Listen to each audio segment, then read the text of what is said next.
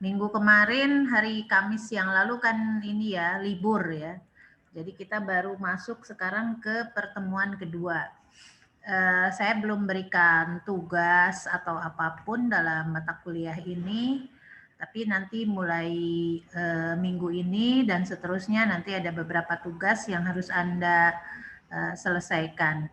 Nah, sebelum masuk ke penugasan yang mungkin sudah dikomunikasikan ya sebelumnya, ada tugas jurnal, kemudian nanti ada Anda harus menganalisis representasi, kemudian analisis konsepnya, peta konsep, kemudian ada lagi yang terkait dengan konten materi dari rancangan proposal Anda ya. Jadi materinya yang kita akan yang akan Anda gali itu adalah selalu berkaitan dengan rancangan penelitian Anda. Sehingga nanti kalau jangan sampai tugas di mata kuliah ini menggunakan materi yang berbeda. Nah, sebelum sampai ke sana, saya akan sampaikan dulu konsep dari analisis bahan ajar yang penting untuk Anda pahami ya. Ini agar nanti ada kesamaan dalam dalam memahami apa itu arti bahan ajar ya. Oke. Untuk analisis bahan ajar ini nanti pertemuan berikutnya nanti kita pertimbangkan apakah masih via Zoom atau tidak ya. Tapi untuk analisis bahan ajar selalu on off sih sebetulnya, tidak selalu dengan Zoom terus-terusan, tetapi nanti jika diperlukan tentu kita akan lewat Zoom seperti ini ya. Pada kesempatan ini saya ingin menjelaskan mengenai materi dari analisis bahan ajar. Ada beberapa pertanyaan yang mungkin harus dijawab untuk kesamaan pandangan. Jadi bahan ajar itu sebetulnya apa ya? Jadi apakah bahan ajar itu? Bahan ajar atau teaching materials ya. Bahan untuk diajarkan gitu ya. Apakah itu hanya buku teaching material? Nah, kemudian apa bedanya dengan buku teks ya, textbook ya. Ada teaching material, ada textbook. Kemudian untuk apa guru menyusun bahan ajar? Ya, apa tujuan guru menyusun bahan ajar? Kalau ada textbook, kenapa harus menyusun lagi? Kenapa tidak menggunakan saja textbook kan seperti itu ya? Kenapa harus ada teaching material lagi? Nah, yang terpenting apa saja bentuk bahan ajar itu? Buku teks itu ada di bagian mana dari bahan ajar ini? Apa saja komponen penting ya yang termuat dalam bahan ajar. Jadi kalau bahan ajar yang dikembangkan oleh guru itu poin-poin penting apa yang perlu dikembangkan.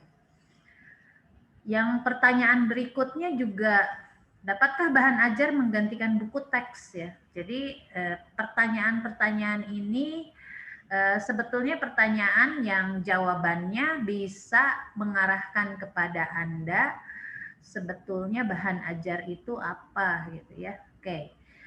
Kita lihat bagaimana jawaban dari pertanyaan-pertanyaan ini. Pertama, bahan ajar atau teaching material itu sebetulnya sebuah terminologi yang diturunkan untuk mendeskripsikan berbagai sumber daya yang digunakan oleh pendidik ya, atau oleh guru atau dosen ya, untuk menyampaikan materi pengajaran. Jadi berbagai sumber daya. Artinya kalau berbagai sumber daya, apakah itu hanya buku? Tentu saja tidak ya, karena berbagai sumber daya.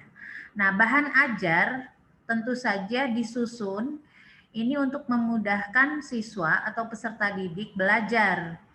Jadi jangan sampai bahan ajar malah membuat sulit ya. Jadi supaya dia dapat meningkatkan hasil belajarnya. Sebagaimana Anda ketahui bahwa hasil belajar itu bisa pada ranah kognitif, afektif, atau psikomotor atau skill ya.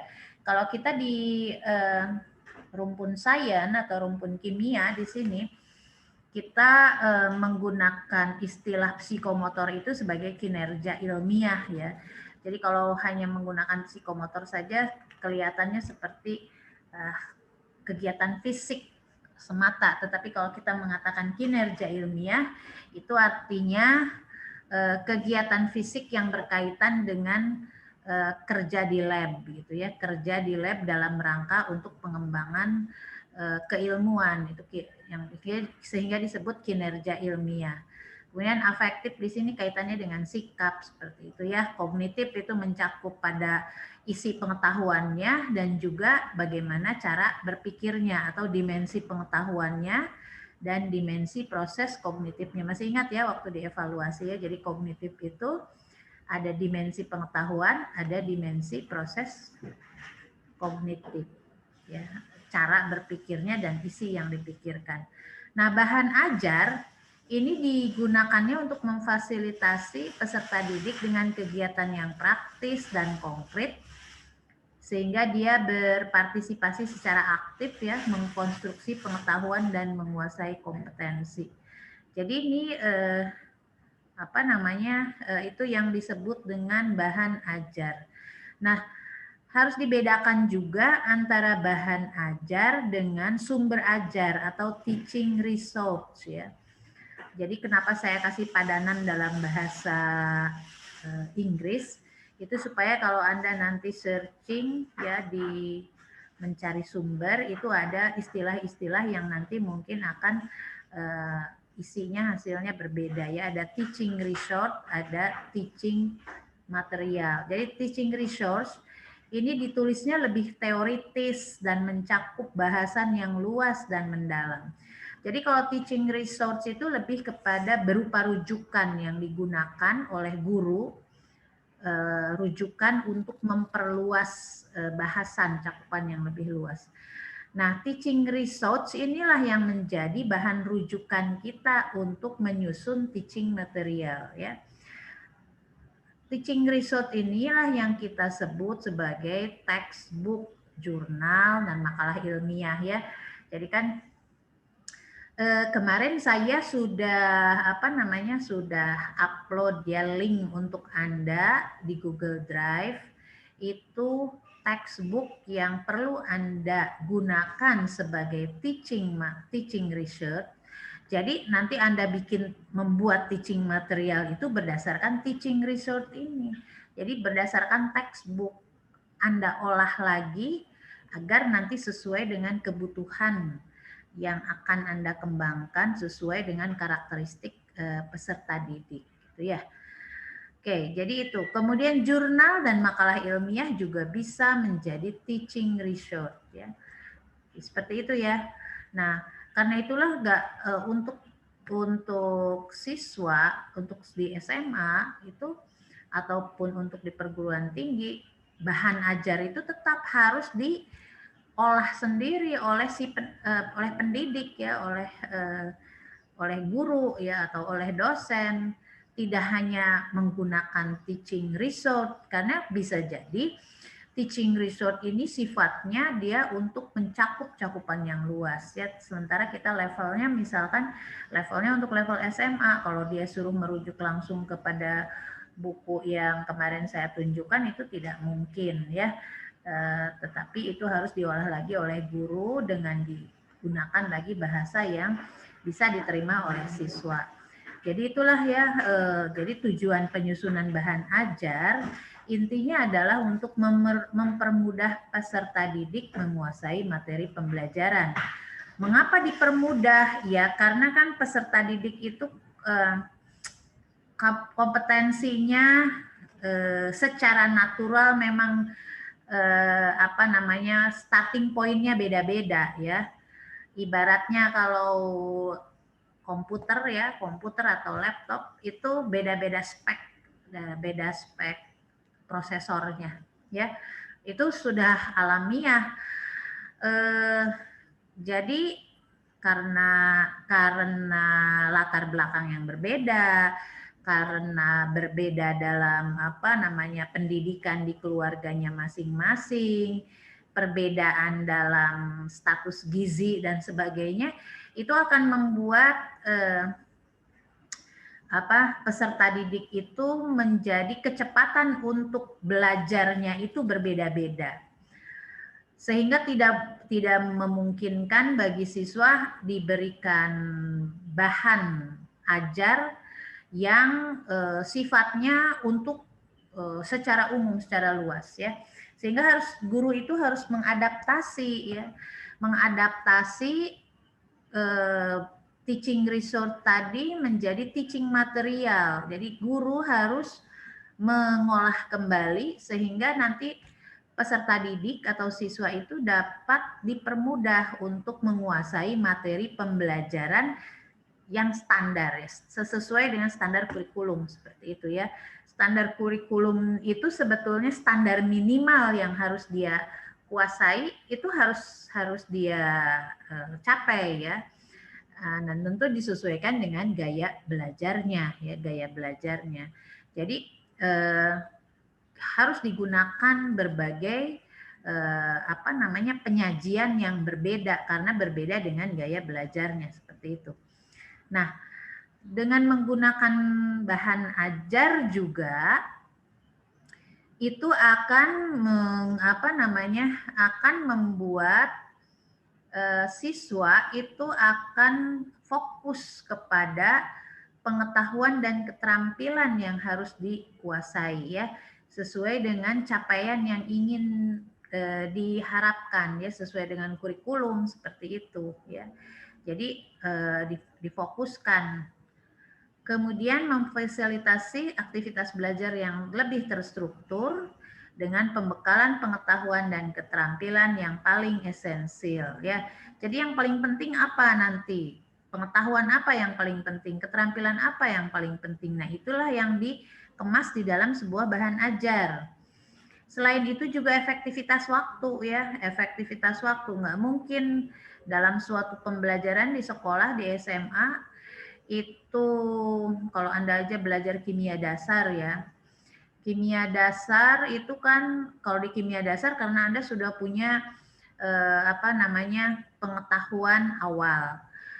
Belajar kimia dasar 1 dan 2 di perguruan tinggi itu setara dengan belajar kimia 3 tahun atau 6 semester di SMA seperti itu ya. Itu hampir setara, tapi ini diselesaikan dalam 2 semester. Nah, kalau digunakan bahan ajar atau teaching resource-nya, materi pengajarannya langsung dari Raymond Cheng ya tidak mungkin lah di SMA, karena itu ada tadi mana yang paling penting diajarkan, apa saja yang sesuai dengan sekarang tuntutan sekarang seperti itu ya, sehingga harus diolah lagi. Kemudian efektivitas waktu ya yang tersedia. Sekarang malah di SMA itu kelihatannya sudah ada pengurangan jam mengajar kimia kalau nggak salah tuh ya. Saya belum update lagi aturan-aturan kurikulum yang baru. Karena aturan kurikulum yang sekarang masih pakai kurikulum pandemi ya. Memang ada pengurangan karena sistem online. Namun dulu sudah ada wacana bahwa pelajaran kimia itu mengalami reduksi ya, sehingga ya ini tapi belum tahu kelanjutannya ya. Hingga hari ini mungkin masih menggunakan, kalau itu nanti mungkin siapa Ijul ya yang bisa men-sharing kemarin yang baru PPL ya. Kurikulum pandeminya itu seperti apa, samakah dengan kurikulum 2016 ya Ijul ya. Kemudian di bahan ajar ini adalah sebagai trigger. Trigger itu pemicu ya, pemicu bagi peserta didik untuk memperluas keterampilan, pengetahuan dengan menelusuri rujukan yang lebih lengkap dan mendalam ya. Jadi maksudnya dengan menggunakan bahan ajar itu, siswa itu akan lebih terpicu untuk belajar. Nah, kalau begitu bentuk bahan ajar itu apa ya? Jadi kalau yang selama ini Anda kenal itu LK ya, lembar kerja itu adalah bentuk bahan ajar juga. Jadi Biasanya LK yang dalam bentuk lembaran, ya lembar kerja, lembaran itu karena diberikannya sedikit-sedikit ya. Tapi kan ada LK yang sudah di-pack dari suka dijual oleh penerbit. Sebetulnya itu bukanlah menjadi bahan ajar yang baik ketika dikemas seperti itu berdasarkan tidak berdasarkan kebutuhan siswa sendiri ya. Jadi baiknya itu LK itu disusun ulang oleh guru sendiri. Karena itulah bahan ajar dalam bentuk lembar kerja non eksperimen, lembar kerja eksperimen itu salah satu dari bentuk bahan ajar. Kalau dikumpulkan lembaran-lembaran itu, maka masuklah menjadi sebuah modul ya atau modul praktikum ya. Paket modul ya, modul itu bisa mencakup, kalau yang buat praktikum kita sebut modul praktikum. Tapi kalau yang berkaitan dengan yang non praktikum kita sebut sebagai modul. Jadi modul itu kalau ada 16 pertemuan berarti dia ada 14 sub gitu. Sub 1, 2, 3 atau bab 1, bab 2, bab 3, 16. Atau setiap bab, satu bab digunakan untuk 2 pertemuan bisa saja gitu ya. Tidak selalu sampai modul itu harus 16 bab. Bisa saja 10 karena satu bab mungkin dipelajari dalam 2 atau 3 pertemuan. Tetapi yang jelas ketika membuat bahan ajar dalam bentuk modul itu harus jelas tujuan pembelajarannya apa, ya kontennya yang dikembangkan apa, kemudian ada tugas-tugas kinerja, bisa juga disisipkan lagi dalam bentuk lembar kerja, ya ada latihan soal untuk tiap pertemuan. Itu ketika disebut dalam sebuah paket modul ya. Tapi kalau Anda nanti membuat bahan ajar itu tidak dalam bentuk paket semuanya, tapi cukup satu konsep atau satu materi saja. Nah, ya seperti itu. Kemudian ini masalah e-modul. Jadi kalau e-modul hanya perbedaannya ya karena yang satu dalam bentuk cetak, yang satu lagi dalam bentuk elektronik seperti itu. Jadi kalau e-modul bisa dalam bentuk paket elektronik ya. Ada lagi istilah courseware ya, course and software. Ya, courseware itu course and software. Course-nya sendiri perkuliahan sebetulnya, software. Jadi software perkuliahan. Nah, kita di INNOS itu sebetulnya sudah dosen-dosen itu ibaratnya sedang mengembangkan courseware-nya ya, paket pembelajaran online. Jadi minggu pertama diajar apa dulu, minggu kedua, minggu ketiga ya, itu memanfaatkan e-learning ya. Beda sih sebetulnya ya cara penyampaian bahan ajar dalam bentuk tatap muka online seperti ini dengan sistem di e-learning. Kalau sistem di e-learning kan masing-masing kita harus buat paketnya itu ada learning objective-nya, terus kemudian ada instruksional video ya berupa video yang di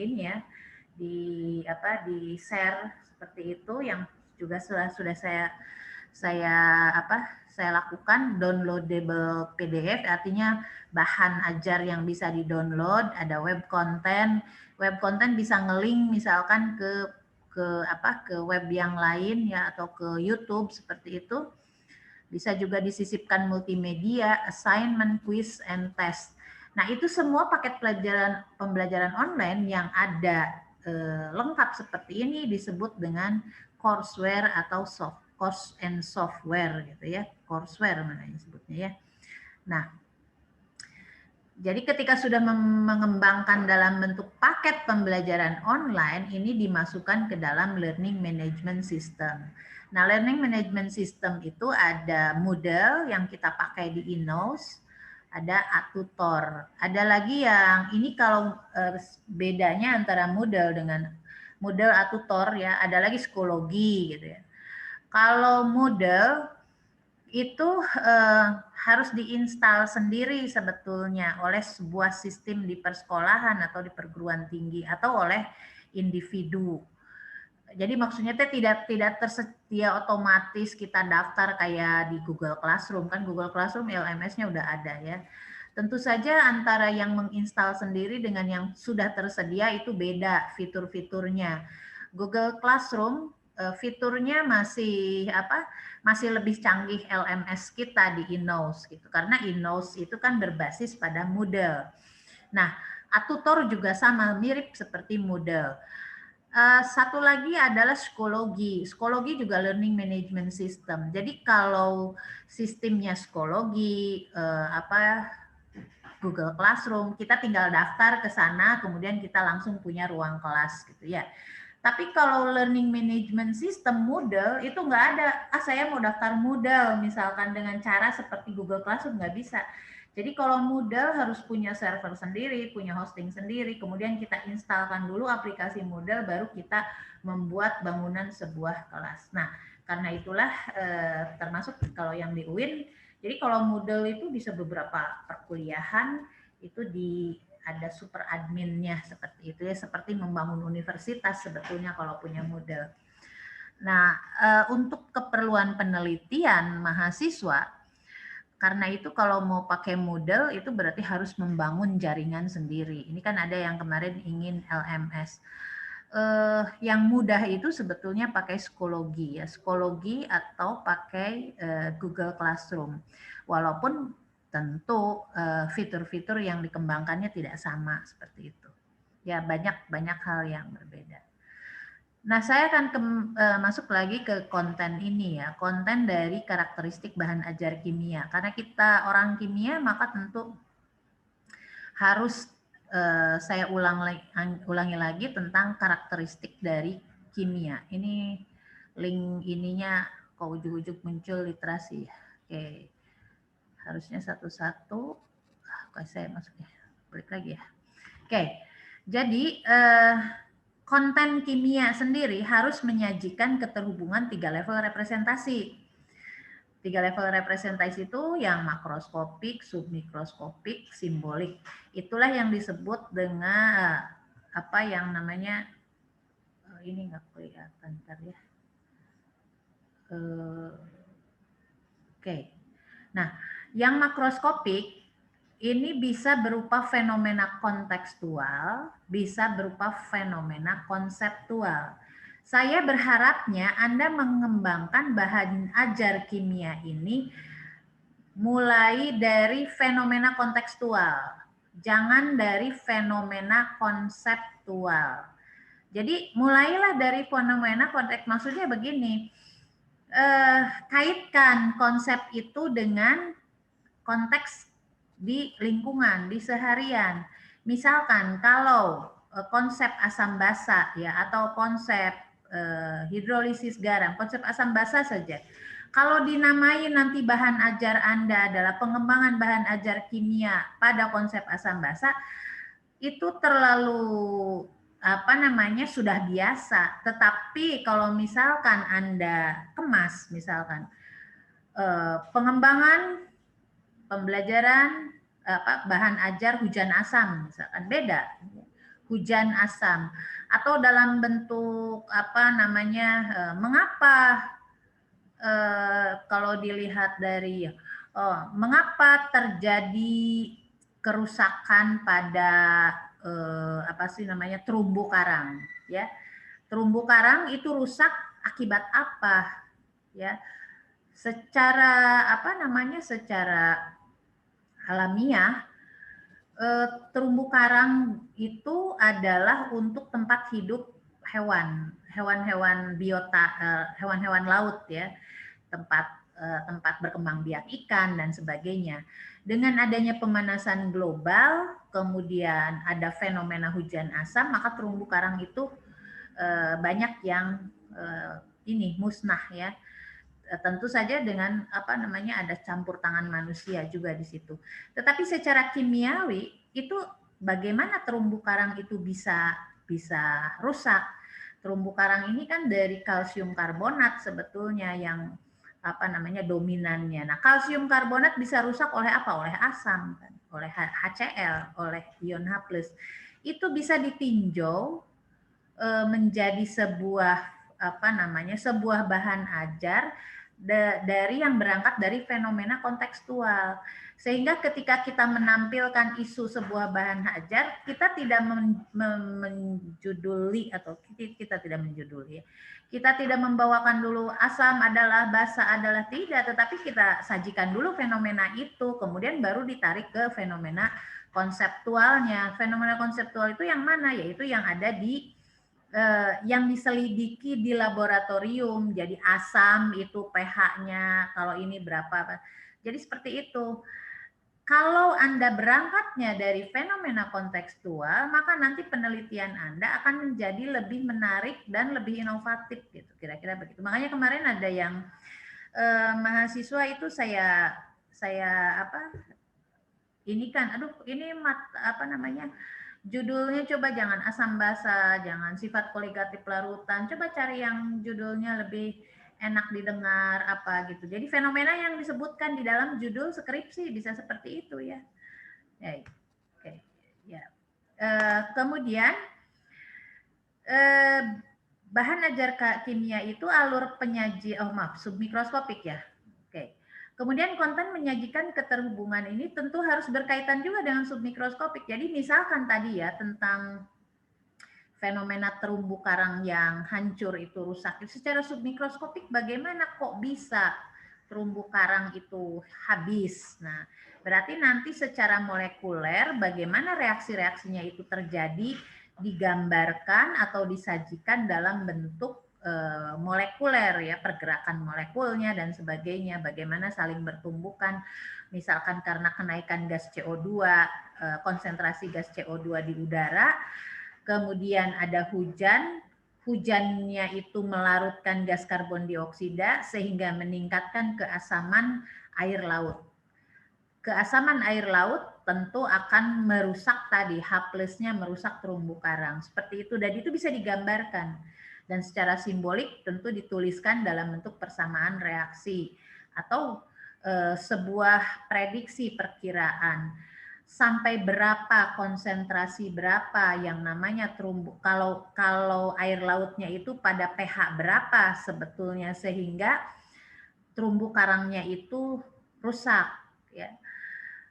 Berarti kalau misalkan terumbu karangnya itu rusak pada pH sekian, berarti kenaikan konsentrasinya itu berapa. Jadi bisa dilarikan kepada perhitungan-perhitungan.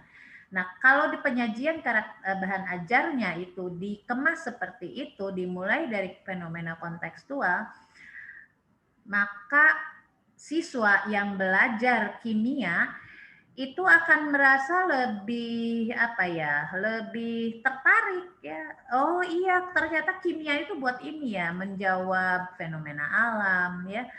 Jadi kimia itu akan terasa olehnya dekat dengan kehidupannya. Itulah yang dinamakan literasi kimia. Jadi siswanya literat terhadap kimia. Jadi kimia itu dirasakan oleh dia manfaatnya apa, kemudian ketika ada masalah-masalah yang berkaitan dengan kimia, dia juga bisa memecahkan permasalahannya. Karena tadi bahan ajarnya dikemas sehingga bisa memunculkan atau bisa menjawab permasalahan yang terkait dengan fenomena kontekstual seperti itu ya. Dan alur penyajian bahan ajar kimia itu sebaiknya induktif, walaupun ada beberapa yang deduktif ya.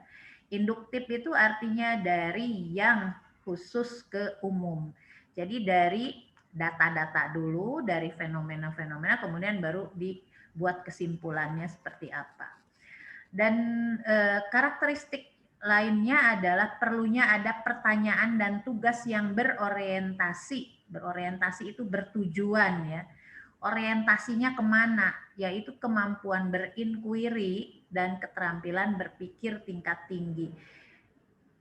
Jadi jangan sampai pertanyaan dan tugas-tugas yang dikemas di dalam bahan ajar itu hanya berkaitan dengan pertanyaan-pertanyaan nanya definisi gitu ya, apa yang disebut dengan hujan asam, tidak begitu, tetapi lebih ke arah kepada pengembangan kemampuan berinquiry. Mengapa hujan asam berpengaruh terhadap tadi rusaknya terumbu karang gitu ya. Seperti itu. Kemudian dan keterampilan berpikir tingkat tinggi lainnya. Keterampilan berpikir tingkat tinggi ini ada keterampilan generic science, keterampilan berpikir kritis, keterampilan pemecahan masalah, dan satu lagi adalah keterampilan berpikir kreatif ya. Itu bisa dikembangkan orientasi dari bahan ajar kimia. Kemudian terkait dengan cara penyajian. Nah, multiple representasi ini adalah cara penyajiannya. Cara penyajiannya. Jadi bagaimana menyajikan konten tadi, keterhubungan 3 level representasi, disajikan dengan berbagai mode representasi, berbagai mode penyajian.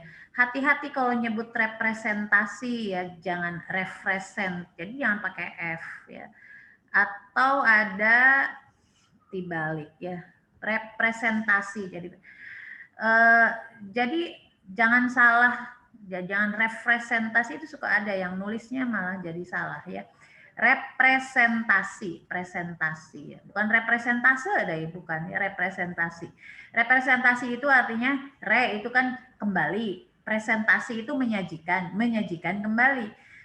Menyajikan kembali keterhubungan 3 level representasi. Dalam bentuk apa? Bisa dalam cara mengintegrasikan teks, gambar, video, atau animasi ya. Jadi kalau mengatakan multiple representasi, itu artinya bahan ajarnya itu tidak boleh hanya berbasis satu cara penyajian, tapi harus integrasi, ada teks, ada gambar, video, animasi ya. Tidak boleh hanya teks dan gambar saja, enggak. Teks, gambar, video, ada animasi. Kemudian jadi mode-mode tadi, mode kata-kata, mode gambar, mode visual bergerak, itu harus digunakan kalau kita mengacu kepada multiple representasi seperti itu ya. Oke, ini saya ingin jelaskan. Jadi kalau kriteria kualitas bahan ajar yang baik itu apa? Ya ini dari buku Devetak dan Vogring yang sudah saya share ya. Saya share pada Anda. Ini saya ambil satu bagian saja, kriteria kualitas bahan ajar yang baik. Yang pertama, struktur penulisan jelas dan transparan. Artinya pengguna mudah menemukan struktur dan konten buku. Karena itulah perlunya ada daftar isi atau strukturnya, kontennya apa, judul dan kegunaan buku ditulis dengan jelas. Ya ini kalau satu buku ya, tapi kalau Anda nanti tidak satu buku. Jadi Anda hanya menyajikan satu materi. Karena itu harus ada tujuan pembelajaran, kemudian logika internal kontennya. Logika internal itu susunan hierarki konsepnya. Karena itulah kenapa harus ada analisis konsep, ada peta konsep. Karena nanti logika internal konten itu harus tersusun dengan baik, mana yang duluan dijelaskan atau mana yang nanti diakhirkan gitu ya. Kalau menganut tadi fenomena kontekstual, berarti nanti kalau mau disajikan dalam bentuk peta konsep, walaupun kontennya adalah asam basa, bukan judulnya asam basa, tetapi hujan asam, seperti itu. Kalau misalkan fenomena kontekstualnya adalah hujan asam ya. Bukan, memang konsep dasarnya adalah asam basa, tetapi ketika dibuat sebagai analisis konsep, maka yang muncul adalah hujan asam.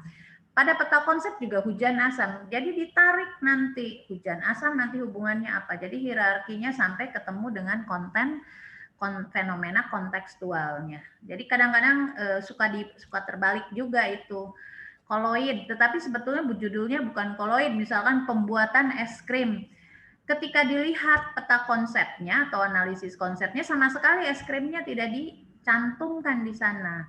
Padahal maksudnya akan menonjolkan fenomena kontekstualnya, tetapi di analisis konsepnya menjadi tidak relevan. Nah, ini nanti ketika Anda mau mengembangkan analisis konsep, peta konsep, maka fenomena konseptual lah yang menjadi hierarki tertinggi. Hierarki tertinggi karena nanti bahan ajarnya akan disusun dengan logika internal seperti itu, gitu ya. Nah ini yang kedua, konsisten dengan tujuan dan capaian konten dengan tujuan dengan capaian pembelajaran. Jadi harus kalau berorientasi tadi pada keterampilan berpikir tingkat tinggi, kemudian berorientasi, berarti nanti tujuan itu harus tercantum di dalam ketika Anda menjelaskan mengenai bahan ajar tersebut. Kemudian menggunakan pendekatan induktif ya tadi sudah ya, jadi dari umum ke khusus, konten disajikan dari umum ke umum ke khusus, maksudnya khususnya itu dari yang praktis dibahas, kemudian masuklah yang ke teoritis gitu ya. Ini terbalik kayaknya, khusus ke umum harusnya ya. Bukan konten disajikan dari umum ke khusus, dari khusus ke umum. Jadi dari yang praktis kemudian ke teoritis, karena teori itu umum, ini maaf ini terbalik gitu ya. Kemudian ketepatan konten. Konten harus tepat dan terhindar dari konten yang dapat mengakibatkan miskonsepsi. Nah, karena harus tepat konten itulah, maka harus direview. Ya, nanti harus ada reviewer. Karena itu kenapa kalau di kita di dalam pengembangan instrumen, penelitian dan sebagainya itu harus ada review dari 2 orang minimal. Tapi kita menganut 3 orang ya. 3 orang ini karena menurut Devetak ini sih ya. Salah satunya adalah dari yang sesuai dengan bidang studi. Oke, ini masih lanjut ya. Nanti saya kira ini secara sudah tadi saya jelaskan, jadi harus sesuai dengan gaya belajar, tentu kaidah bahasa harus tidak rancu, struktur kalimat jelas ya, kemudian menarik motivasi belajar siswa, kemudian dapat menstimulasi karena tadi sebagai trigger untuk menstimulasi motivasi siswa untuk belajar, maka dia harus penyajian teksnya harus menarik gitu ya. Kemudian teks juga menyajikan bagaimana pengguna dapat memecahkan permasalahan yang disajikan dan memberi kesempatan mengecek jawaban siswa ya.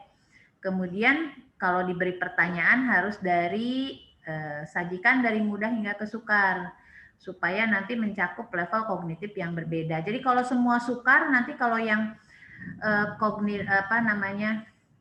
yang tadi kemampuan kognitifnya agak kurang, dia akan merasa putus asa ya kalau langsung diberi yang sukar. Biasanya kasih yang mudah dulu, jadi ternyata saya bisa naik lagi sedang gitu. Jadi kalau diberikan 10 pertanyaan itu dia masih punya kesempatan untuk benar gitu ya. Kalau dikasih yang sukar semua ya akhirnya putus asa, nggak mau belajar ya. Jadi khawatirnya begitu ya. Dan yang baik juga harus dilengkapi dengan visual berkualitas tinggi yang terintegrasi dengan teks. Jadi visual itu memang disisipkan adalah untuk memperjelas teks. Jadi bukan hanya hiasan, aksesoris seperti itu ya. Nah, apa saja komponen utama bahan ajar? Ini secara umum saja, ini tergantung sih ya. Kalau misalkan bahan ajarnya adalah LK, tentu tidak ada judul bab subbab ya. Ini hanya contoh kalau ini adalah sebuah modul ya. Jadi ada subbab, tujuan dan sebagainya ya, rangkuman. Nah ini kalau dalam bentuk modul konten seperti ini, ada judul, tujuan, penyajian materi, dengan memperhatikan karakteristik bahan ajar kimia, kemudian rangkuman, kata kunci dan sebagainya ya. Kalau LK ya, jadi ini. Nah, nanti ini adalah template analisis untuk perancangan bahan ajar. Jadi sebelum Anda sampai kepada merancang bahan ajar, Anda harus menganalisis dulu, analisis konsep, peta konsep, analisis keterhubungan konsep dengan representasi kimia, penurunan CP, atau kalau ini adalah KD ya, kompetensi dasar menjadi indikator atau tujuan pembelajaran tiap bab. Ada outline atau flowchart, rancangan judul ya, outline-nya seperti apa, jadi mau disisipkan. Ini mirip kalau yang ikut mata kuliah pembelajaran media pembelajaran berbasis ICT, itu sudah pernah diinikan analisis konsep, peta konsep. Kalau dia dalam bentuk buku tentu ada outline flowchart semacam daftar isi, tapi kalau yang nantinya mengembangkannya ke arah multimedia, game atau apa, ini harus ada draft storyboard-nya. Nah itu ya, jadi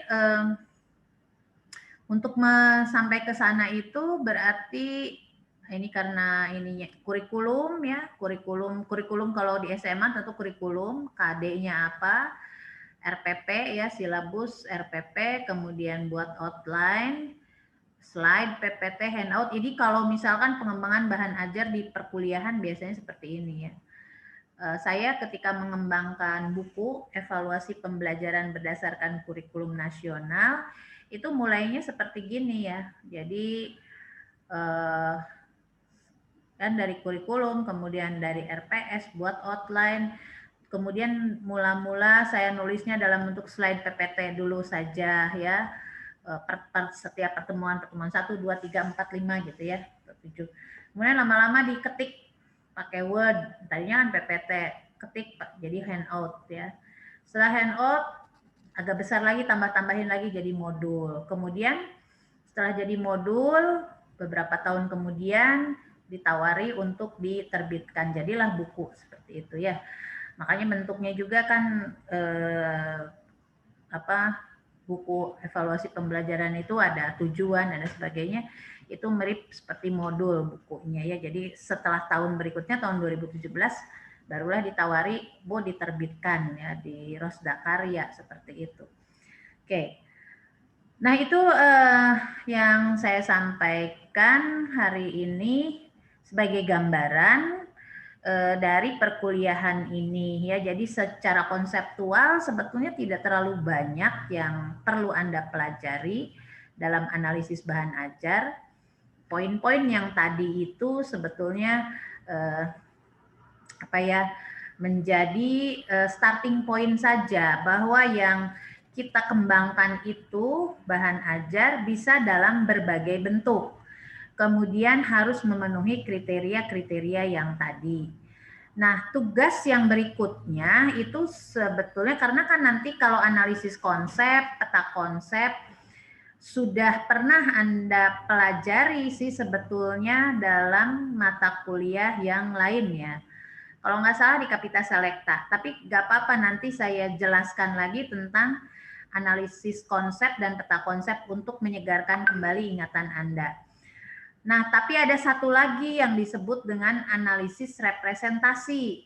Nah, yang analisis representasi inilah yang nanti perlu Anda baca sendiri, dibuat resumenya, itu dari jurnal Giskia, ya, jurnal yang sudah saya share pada pertemuan pertama yang ini ya. Ini nanti tugasnya per orang ya. Per orang minggu depan nanti harus sudah selesai. Jadi judulnya ini Development and Application of Suitable Criteria for the Evaluation of Chemical Representation in School Textbook. Ya. Jadi di jurnal ini nanti dijelaskan bagaimana caranya menganalisis representasi ya, representasi kimia. Ya nanti baca aja dulu sendiri, kemudian buat resume, nggak usah saya jelaskan apa isinya ya. Nanti nggak ramai. Ya. Jurnal ini menjadi rujukan karena dan sudah banyak penelitian-penelitian terkait jurnal ini oleh kakak kelas Anda ya dari sejak tahun 2012 kalau salah, 2012 2013 ya. Jadi dari sejak 2013 ini jurnal ini sudah menghasilkan berbagai skripsi ya. Nah, karena itu kalau ingin nanti melihat contoh-contoh penelitian yang terkait ini bisa lihat di share di Digilib ya. Terkait dengan chemical analisis buku ya, analisis buku. Nah itu. Kemudian nanti tugas berikutnya adalah nanti ada beberapa bab dari buku dari buku itu ya. Nanti perlu dipelajari juga sebagai pengayaan yang buku Nah ini, yang ini ya, sudah di-download belum ya? Udah, harusnya sudah di-download ya.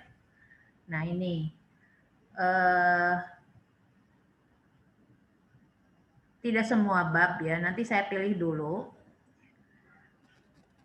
Critical Analysis Science Textbook ya Evelyn. Jadi nanti akan dipilih beberapa bab dan nanti dikerjakannya kalau yang ini per kelompok, nanti dikelompokkan ya.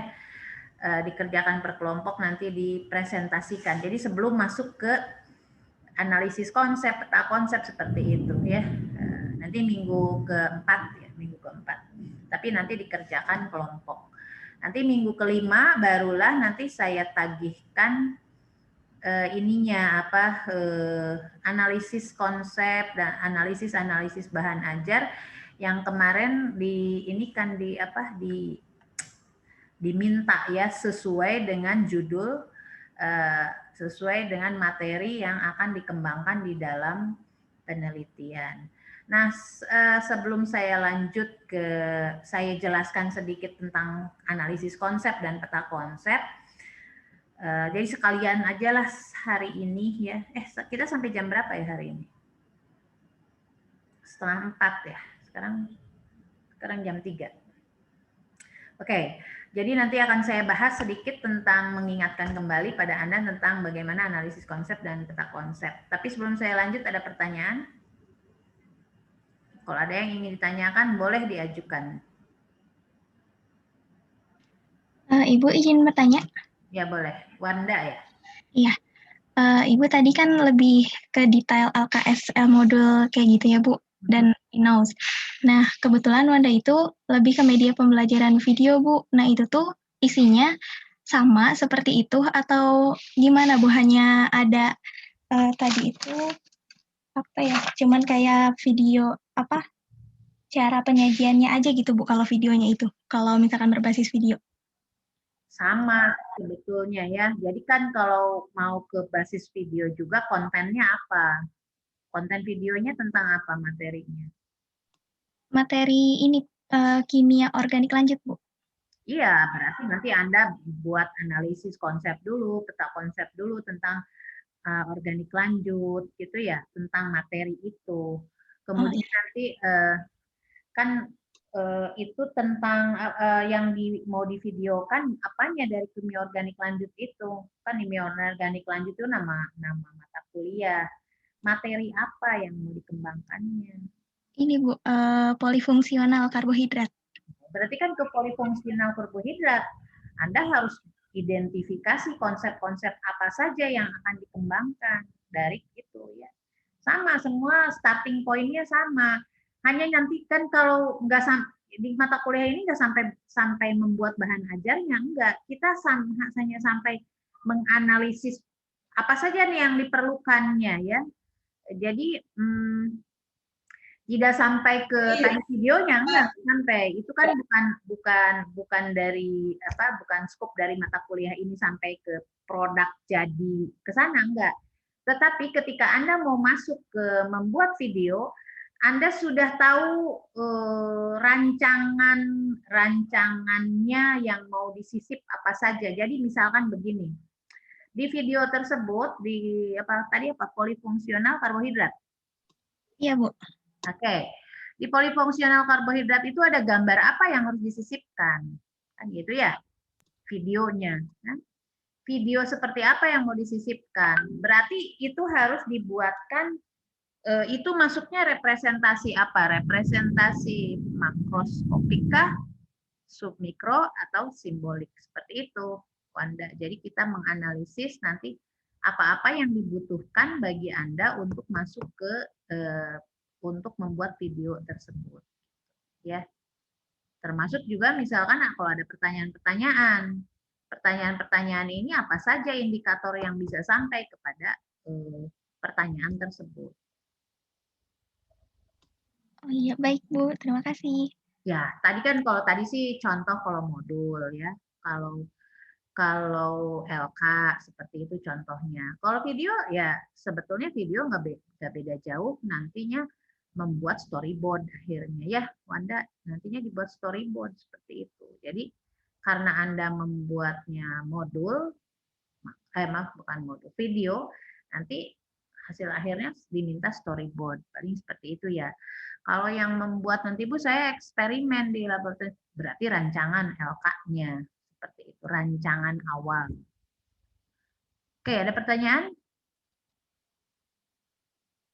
Ya, intinya di mata kuliah ini adalah memperdalam apa yang akan diteliti, sebetulnya gitu ya. Baik dari segi pengembangan bahan ajar, mau pengembangan media, mau pengembangan video, mau pengembangan LK, kita perdalam di sini si kontennya, kemudian Anda presentasikan, sehingga nanti akan ada banyak fitur-fitur yang nanti ketika Anda mau masuk ke membuat desain ke arah penelitiannya akan menjadi lebih matang. Kira-kira seperti itu ya. Oke? Ya, baik, Bu. Oke. Baiklah, ada lagi pertanyaan?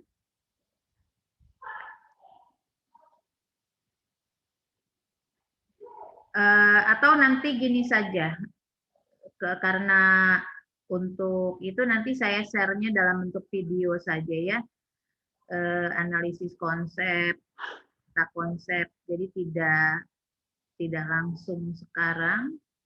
Ini analisis sampai jam 3 ya. Oh ya sudah. Ini sampai jam 4 ya, 15.50, tapi masih ada waktu ya. Sekarang kan 14.59, berarti masih ada waktu. Tapi sebentar aja sih. Kalau ini lagi tag video lagi, kadang-kadang saya itu jadi ngomong sendiri juga. Kalau sekarang kan mungkin langsung ada pertanyaan ya.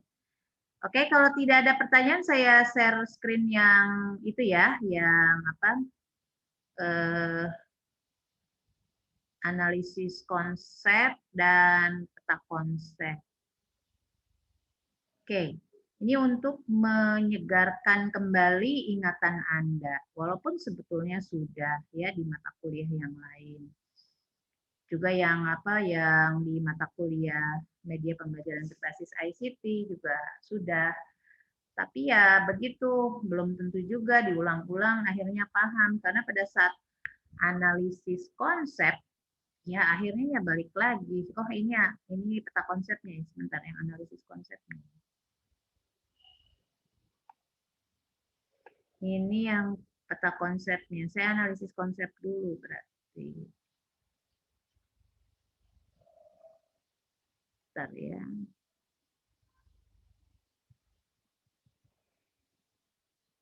Kok nggak ada yang analisis konsepnya? Oh ya, ini terakhir berarti. Ya, yang apa berarti sama ini ya. Oke, ini kelihatan ya share screen-nya. Ya. Jadi judulnya peta konsep sebenarnya dengan analisis konsep. Saya ingin menjelaskan dulu tentang peta konsepnya. Jadi peta konsep itu merepresentasikan. Jadi sebetulnya peta konsep itu salah satu jenis representasi ya, salah satu bentuk representasi. Tapi dalam bentuk peta gitu. Jadi kalau representasi kan menyajikan kembali apa yang ada dalam struktur kognitif kemudian disajikan kembali. Bisa disajikan dalam bentuk gambar, bentuk grafik, bentuk video, bentuk animasi. Nah, ini salah satu dari bentuk representasi adalah peta konsep. Nah, hanya peta konsep punya ciri khas yang beda dengan bagan konsep. Nah, ini yang kadang-kadang tidak dipahami. Kadang-kadang bagan konsep ada yang memahami sebagai peta konsep, padahal berbeda ya. Jadi peta konsep itu merepresentasikan suatu pengetahuan yang mengandung konsep-konsep saling berhubungan dan mempunyai hierarki. Ada hierarkinya. Bu, bagan konsep juga ada hierarkinya. Iya, ada ya. Tetapi ada yang sangat berbeda ya dari peta konsep. Jadi harus peta konsep itu tersusun dari gagasan utama yang diperlihatkan secara visual dalam bentuk proposisi-proposisi. Jadi antara satu konsep dengan konsep lain itu dihubungkan dengan yang namanya kata penghubung. Sehingga kalau dibaca itu menjadi sebuah proposisi ya. Jadi nah ini ciri khasnya ya. Jadi ada label konsep. Label konsepnya harus beri tanda dengan bulatan atau di kotak. Kotak. Nggak boleh nulis label konsep tidak ada kotaknya atau tidak ada bulatan. Kalau dibuat bulatan berarti harus konsisten, semua bulat. Kalau kita merujuk kepada yang pencipta peta konsepnya, itu harusnya bentuknya bulat. Tetapi sekarang sudah dimodifikasi, ada yang kotak. Jadi yang asli itu yang original kan. Originalnya peta konsep itu bulat. Jadi oval lingkarannya. Jadi label konsep itu oval. Proposisi itu adalah kalimat bermakna yang menyatakan hubungan antar konsep. Kita bisa baca proposisi itu ketika label konsep satu dihubungkan, dibaca dengan label konsep yang satu lagi, kemudian kita kita baca dengan menggunakan kata sambung. Kata sambungnya itu kita ikut baca. Maka itu akan menghasilkan proposisi. Jadi kata sambung adalah kata-kata yang digunakan untuk menghubungkan label-label konsep sehingga membentuk proposisi. Nah, kalau bagan konsep mah nggak ada kata sambung, ya. Di bagan konsep itu tidak ada kata sambung, kotak saja segitu kan. Seperti bagan organigram, ya, seperti itu nggak ada. Kata sambung ini menjadi ciri khas dari peta konsep. Jadi kalau ada klaim peta konsep, tetapi Anda lihat tidak ada kata sambung yang menghubungkan antara satu label konsep dengan label konsep lain, maka itu bukan peta konsep. Tuh, catat itu ya. Kenapa saya bilang gitu? Soalnya suka ada yang begini, ini Bu, peta konsep, tapi nggak ada kata sambung. Ya bukan peta konsep, itu mah bagan konsep. Ya. Ada lagi yang satu lagi yang namanya peta pikiran. Peta pikiran dengan peta konsep beda. Kenapa? Karena kalau peta pikiran tidak ada hierarki konsep. Apa yang tercantum dalam pikiran dipetakan karena hanya peta pemikiran. Bisa saja tidak ada hierarki konsep. Ya. Jadi di peta pikiran itu biasanya yang konsep yang utama yang menjadi judul konsep ada di tengah. Kemudian cabang-cabangnya itu berada di sekelilingnya. Jadi nantinya kayak spider gitu, kayak jaring laba-laba. Itu biasanya itu yang disebut peta pikiran. Tapi kalau peta konsep menganut hierarki sehingga konsep utama itu ada di bagian atas, ya. Jadi bagian atas dari yang inklusif ke kurang inklusif. Jadi yang tadi yang kita tonjolkan apa hujan asam, berarti hujan asam lah yang paling inklusifnya, kemudian turunkan ke bawah. Atau superordinatnya, konsep yang tertingginya yang mana, maka itu harus ada di atas, terus ke bawah. Dalam hierarki konsep mirip sama bagan konsep juga kan menganut begitu, ya. Tetapi tadi kalau dibandingkan dengan bagan konsep tidak ada kata sambung, ya, tidak ada kata sambung. Kalau pada peta pikiran ada kata sambung, ya. Peta pikiran ada kata sambung, tetapi dia tidak menganut hierarki konsep. Itu yang bedanya. Jadi ada peta konsep, ada peta pikiran, ada bagan konsep. Nah, tiga-tiganya sebetulnya bentuknya sama. Itu adalah bentuk dari representasi, ya, representasi dari konsep. Jadi kita mengeluarkan kembali apa ada yang dalam pikiran kita itu dalam bentuk seperti itu. Tapi kalau kita sudah namai peta konsep, maka Anda harus konsisten dengan aturan-aturan di peta konsep. Kecuali kalau begini, Bu, saya mau buat peta pikiran, berarti Anda harus konsisten pada peta pikiran, ya. Tapi kalau untuk pengajaran itu tidak disarankan peta pikiran. Biasanya kalau peta pikiran itu untuk siswa. Silakan Anda buat peta pikiran, ya. Karena dia hanya mengungkapkan apa yang ada di dalam pikiran dia. Tapi kalau peta konsep karena harus tervalidasi, harus hierarkinya harus jelas, maka digunakan peta konsep kalau untuk menyusun bahan ajar. Ya tidak disarankan pakai bagan konsep maupun peta pikiran. Kemudian ada percabangan. Jadi hubungan antar konsep dapat berupa jalur pengembangan konsep atau elaborasi konsep inklusif ke kurang inklusif. Ini merepresentasikan adanya diferensiasi progresif. Istilah-istilah ini kenapa kok ada istilah seperti ini? Karena kalau peta konsep itu awalnya adalah dari teori belajar bermakna, yaitu teori Ausubel. Anda pernah dengar nggak itu teori belajar Ausubel? Ya. Kemudian dari teori belajar Ausubel ini, Novak, ya Novak, muridnya Ausubel, dia membuat instrumen. Bagaimana sih caranya untuk mengukur kebermaknaan belajar dari seseorang? Nah, salah satunya cara untuk mengukur kebermaknaan belajar seseorang adalah dengan menggunakan peta konsep seperti itu. Itu yang kenapa peta konsep itu punya karakteristik yang beda dari bagan konsep. Kalau bagan konsep nggak ada teorinya, nggak ada teori belajarnya. Kalau peta konsep ada teori belajarnya, yaitu teori belajar bermakna, ya, meaningful learning. Meaningful learning dari teori dari Ausubel. Ausubel. Kalau Anda belajar di belajar pembelajaran itu ada teori belajar itu ya, belajar bermakna lawan belajar hafalan. Kalau orang yang belajar hafalan tidak akan bisa membuat peta konsep gitu ya, karena dia belajarnya tidak bermakna. Ada ini ya, kedengaran itu ya. Saya stop dulu ya sebentar ya, biar nggak biar tidak bersahut-sahutan.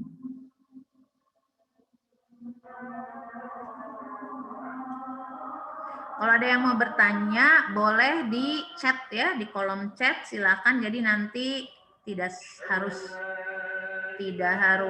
dilanjutkan. Silakan ditanyakan di kolom chat.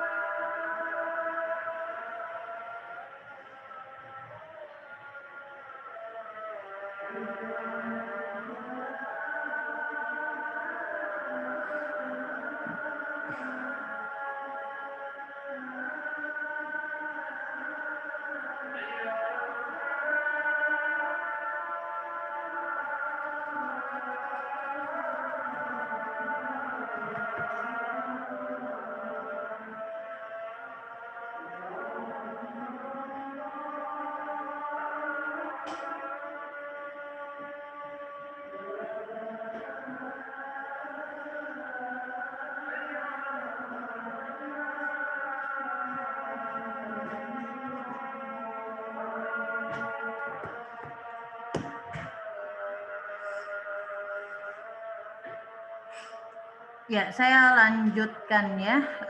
Jadi karakteristik yang kelima ini adalah percabangan. Jadi untuk percabangan ini, untuk percabangan ini nanti merupakan jalur pengembangan konsep ya.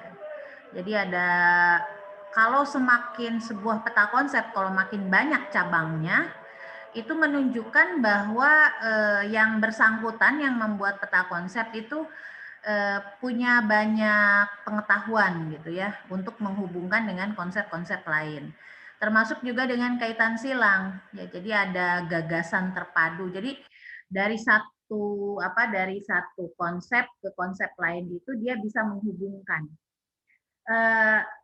Yang harus diingat di dalam sebuah peta konsep itu tidak boleh ada label konsep yang sama dalam satu peta konsep ya. Jadi ada satu peta konsep nih, kemudian ada label yang sama. Ini biasanya terjebak ketika mahasiswa membuat peta konsep sel volta atau sel elektrolisis ya.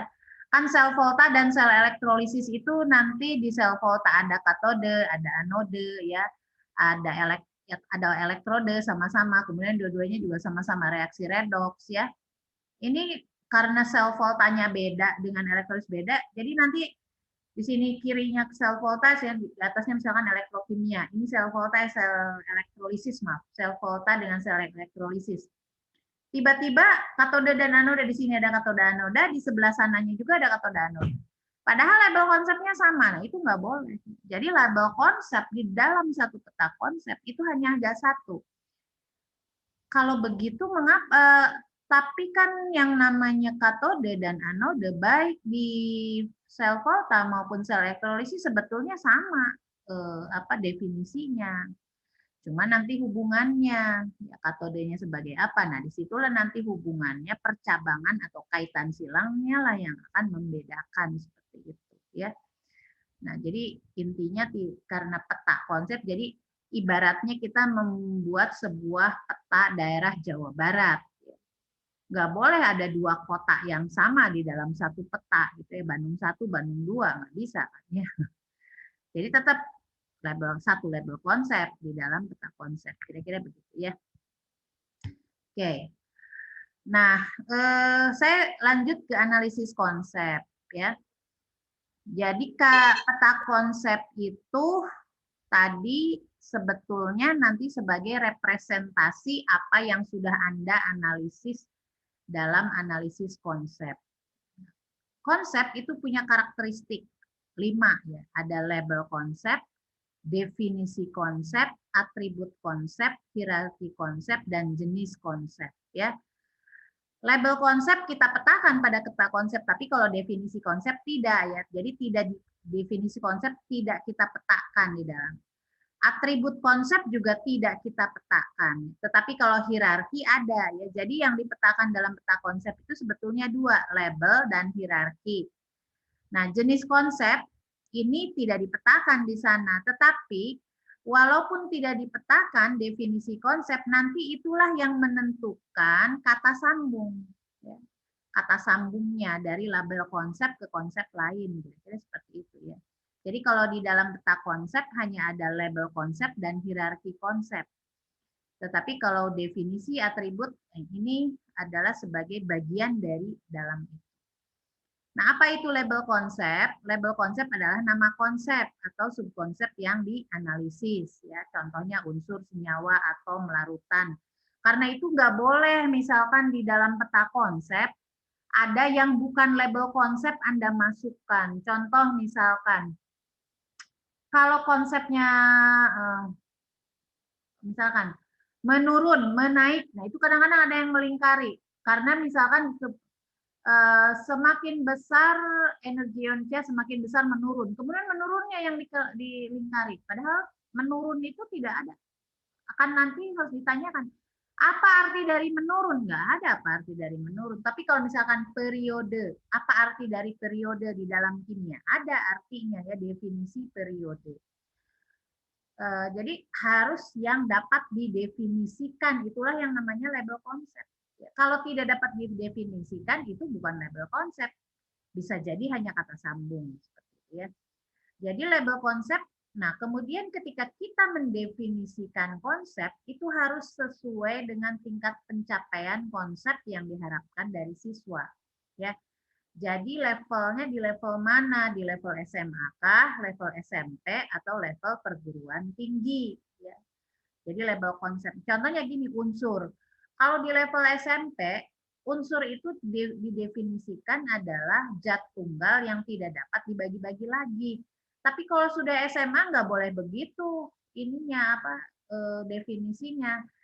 Unsur adalah zat tunggal yang hanya terdiri dari satu jenis atom. Karena sudah masuk ke dalam konsep model atom. Jadi label konsep yang sama itu dapat didefinisikan dengan cara yang berbeda sesuai dengan tingkat pencapaiannya. Ya. Jadi sesuai dengan tingkat perkembangan kognitif siswa, ya. Bisa seperti itu. Ya. Dan pendefinisian harus yang harus diingat, pendefinisian harus merujuk kepada referensi. Jadi nggak boleh definisikan. Ini ada yang mendefinisikan konsep pakai Wikipedia, nggak boleh ya Wikipedia dipakai. Cari di buku textbooknya, ya textbooknya dicari di situ, di bukunya. Kalau apa namanya, bukan ini konsepnya konsep kimia SMA, boleh nggak saya ngambil buku kimia SMA? Harus hati-hati juga, kadang-kadang buku kimia SMA itu mendefinisikannya salah, sehingga lebih baik kalau konsep kimia SMA mengambilnya minimal dari Raymond Cheng. Raymond Cheng itu kalau di luar negeri itu sebetulnya bukan pelajaran perguruan tinggi, pelajaran SMA, gitu ya. Jadi nggak apa-apa ambil dari Raymond Cheng ya. Atau ambil dari buku yang kemarin saya share itu ya, yang science itu sebetulnya untuk level SMA, tapi kalau di kita itu digunakannya di perguruan tinggi atau bahkan tidak digunakan ya. Kemudian terkait atribut. Jadi atribut itu ada dua jenis, ada atribut kritis, ada atribut variabel. Atribut kritis ini ciri utama konsep yang merupakan penjabaran definisi konsep. Kalau atribut variabel, ciri konsep yang nilainya dapat berubah namun besaran dan satuannya tetap. Ketika mahasiswa mendefinisikan atribut kritis dan atribut variabel, itu banyak yang salah. Ya. Jadi kalau atribut kritis, silakan dicatat, atribut kritis itu semua kata-kata penting yang ada dalam definisi konsep. Ya.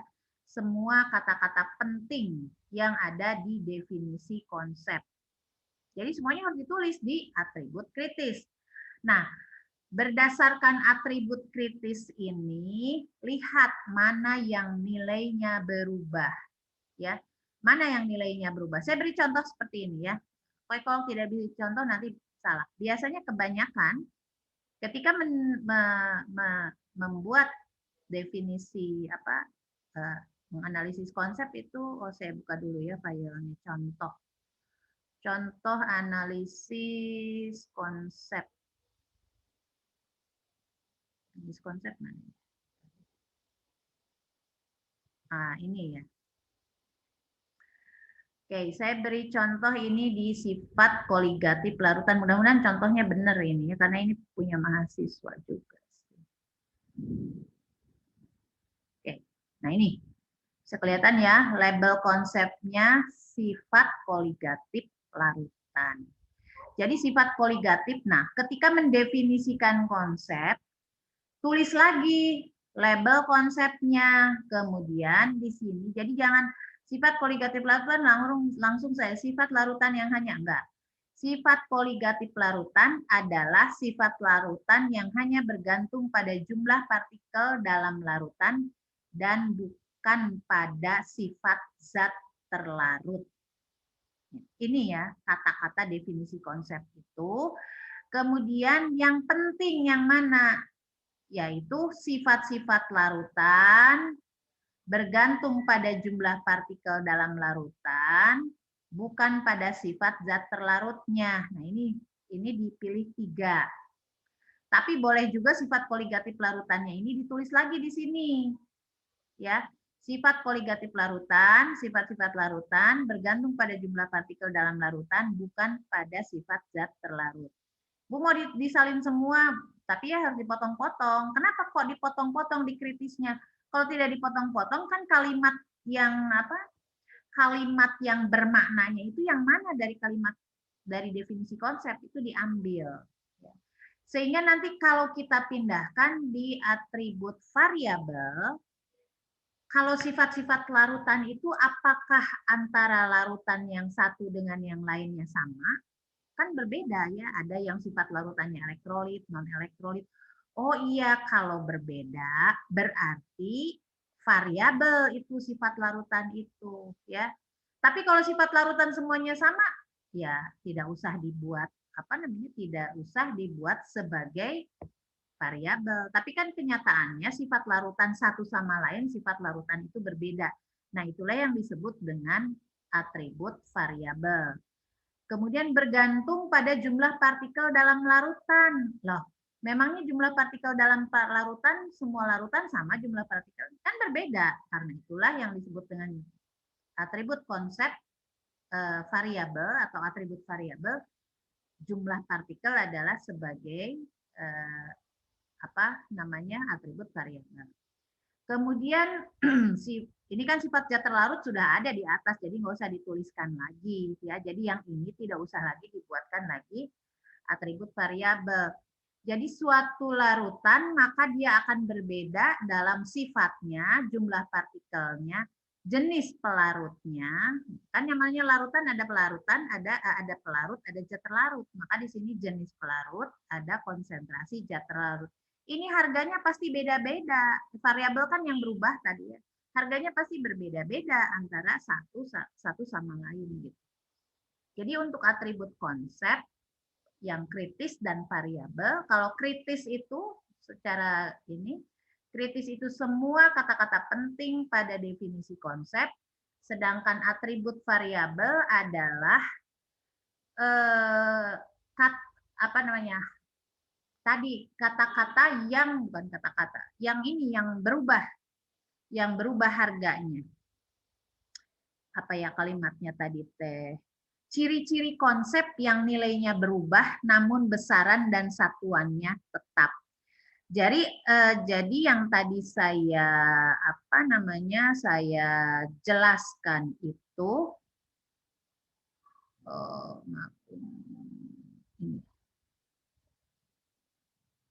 kemana tadi tehnya? Jadi yang tadi saya jelaskan terkait analisis konsep. Nah, ciri ini atribut kritis, ciri-ciri dari definisi konsep itu yang bisa dipindahkan ini adalah sifat larutan bergantung seperti itu ya. Ini mudah-mudahan nanti dipahami sehingga nanti jangan sampai membuat atribut konsep kritis dan variabelnya salah ya. Nah, kemudian berikutnya hierarki konsep. Hierarki konsep itu adalah hierarki atau urutan. Dia yang lebih atas ya. Kalau yang lebih atas itu superordinat. Superordinatnya dari sifat koligatif larutan itu apa? Sifat fisik larutan.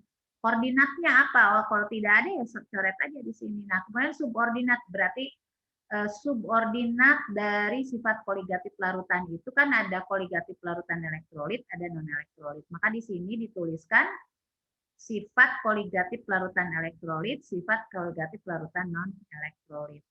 Nah, mengenai jenis konsep. Jenis konsep di sini berdasarkan prinsip karena sifat koligatif larutan itu memenuhi prinsip-prinsip tertentu. Jadi dia disebut memiliki sifat koligatif karena dia memiliki prinsip dia ini hanya bergantung pada jumlah partikel dan bukan tergantung pada. Nah, tentang jenis konsep, ini jenis konsep ada, saya balik lagi ke sini ya. Jadi jenis konsep itu ada 8 ya. Oke. Hierarki konsep tadi menyatakan hubungan suatu konsep dengan konsep lain berdasarkan tingkatan. Hierarki konsep ada konsep superordinat, konsep yang tingkatannya lebih tinggi. Kalau konsep ordinat koordinat, ya, itu konsep yang setara, dan konsep sub. Sub itu berarti di bagian yang lebih rendah. Nah, hierarki konsep dapat dipresentasikan dalam bentuk peta konsep dan digunakan untuk menentukan urutan pembelajaran konsep. Itu fungsi dari hierarki konsep, ya. Sehingga nanti kalau di dalam peta konsep hierarkinya harus kelihatan. Nah, jenis konsep ada 8. Ada konsep konkret, konsep abstrak, konsep abstrak contoh konkret, konsep berdasarkan prinsip, konsep yang menyatakan simbol, konsep yang menyatakan nama proses, konsep yang menyatakan sifat dan nama atribut, konsep yang menyatakan ukuran. Ya. Jadi walaupun tadi namanya sifat koligatif larutan, tapi sebetulnya dia berdasarkan prinsip. Tapi kalau seperti oksidator, reduktor itu ya, itu kan dia bersifat dapat mengoksidasi, maka dia dikatakan sebagai konsep yang menyatakan sifat. Nah, apa itu konsep konkret? Konsep konkret itu atribut kritis dan atribut variabelnya dapat diidentifikasi langsung, real gitu ya. Mudah dimengerti, mudah dianalisis. Kemudian dikasih contoh dan non contohnya juga gampang. Non contoh itu yang bukan contoh dari konsep, maka dikatakan non contoh. Contoh konkret, gelas kimia, tabung reaksi, batu baterai, sel aki, sel volta kan kelihatan ya bedanya sel aki dengan sel volta, batu baterai. Nanti atribut-atribut kritisnya itu kelihatan. Sedangkan konsep abstrak kebalikannya konkret. Itu sudah semuanya sukar dianalisis, sukar dimengerti, ya sukar menemukan contoh dan non contoh. Atom, molekul, inti, atom, ion, proton, elektron, pokoknya sekian semua yang kaitannya dengan submikroskopik itu konsep abstrak semua, ya. Jadi kalau kimia itu ada konsep konkret, ada konsep abstrak. Nah, yang abstrak itu yang memang tidak bisa dilihat. Sukar diajarkan, dia abstrak, sukar diajarkan, sukar dikomunikasikan, ya. Kalau kita ngajar itu kita bisa hanya memberikan model atom, model molekul, inti atom digambarkan. Tapi sebetulnya bukan gambar sebenarnya, itu hanya ilustrasi. Kalau diberi contoh atom, contohnya apa? Nggak ada contohnya sebetulnya atom itu. Kalau natrium apa, Bu? Itu bukan atom, Na itu unsur. Na itu bukan atom, karena atom-atom dari natrium itu nggak kelihatan. Ya, contohinnya gimana? Kalau Anda nulis Na, itu bukan atom, tapi unsur natrium. Unsur natrium terdiri dari atom-atom natrium. Atom-atom natrium seperti apa? Nggak bisa dikasih contoh. Ya. Nah, ada konsep abstrak, contoh konkret. Kalau tadi betul-betul abstrak, nggak bisa dikasih contoh. Tapi kalau konsep abstrak, contoh konkret, ini mudah dikenali, hanya ada atribut yang sukar dimengerti. Jadi karena dia masih ada unsur abstraknya. Contohnya ini unsur ya. Unsur itu adalah tadi kan ketika saya mengatakan bahwa unsur itu definisinya adalah zat tunggal yang tidak dapat dibagi-bagi lagi.